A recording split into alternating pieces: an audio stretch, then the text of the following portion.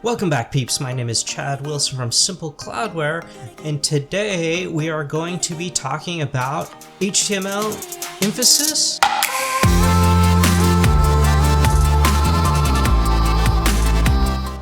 The next item we're going to look at is a type of tag that styles the text in your p tags.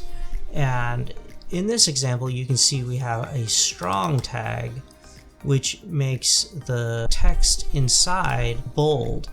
And there are several different types of these emphasis or importance tags.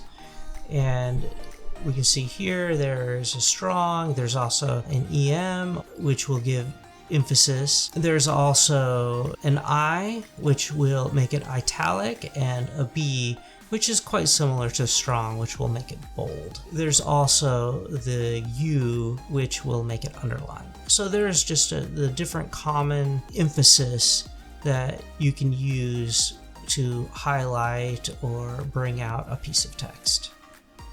Thanks so much for watching, and if you'd like more information, please click on the playlist listed below.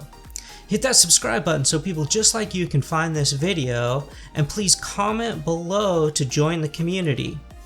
And remember, keep your head in the clouds.